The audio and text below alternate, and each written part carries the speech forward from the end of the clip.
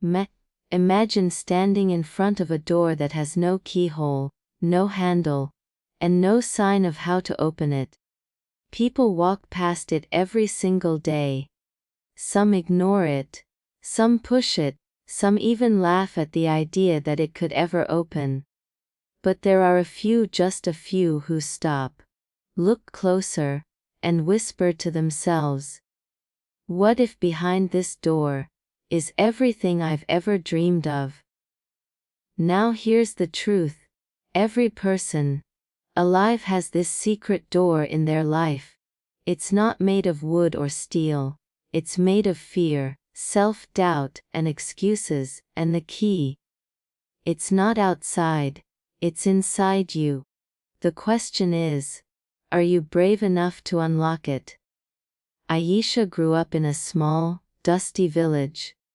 The streets were narrow, the homes simple, and the opportunities limited.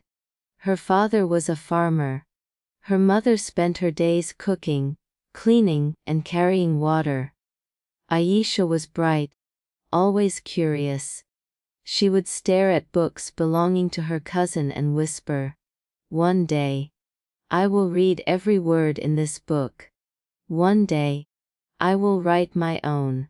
But by the time she turned 16, the world around her decided otherwise. Marriage proposals came. Elders told her, "A girl's honor is in her husband's home.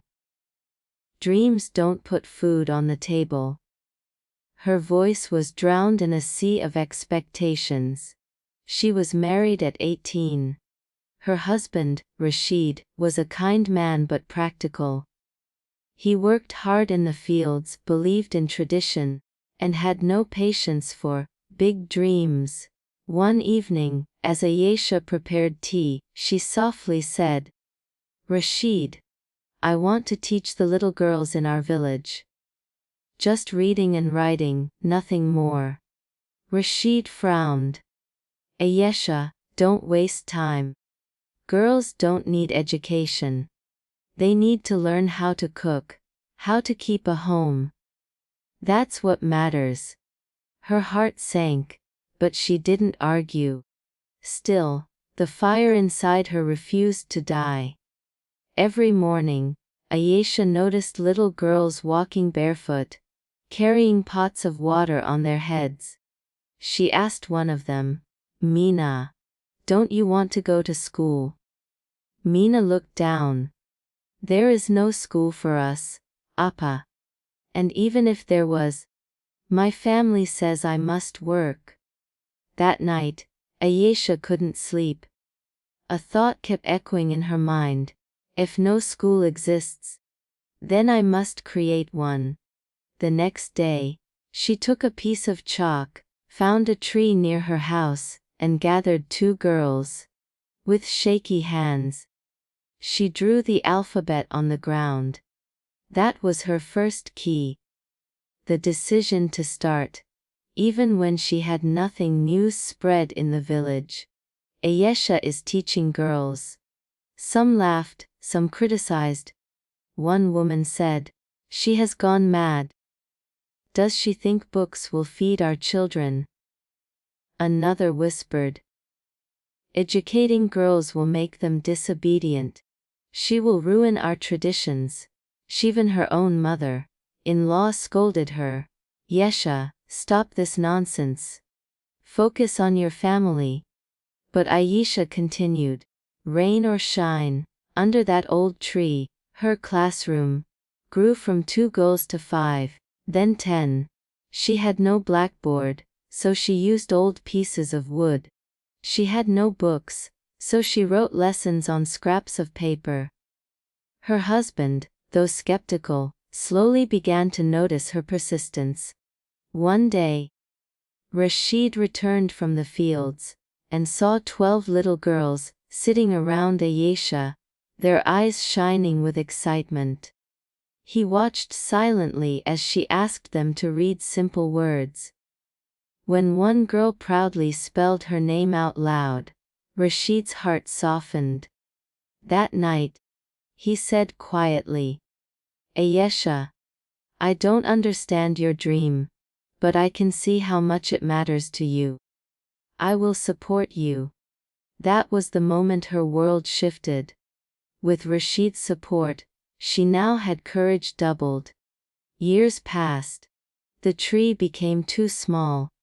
Aisha knocked on doors, asking for help. Many rejected her. But one day, a local businessman listened.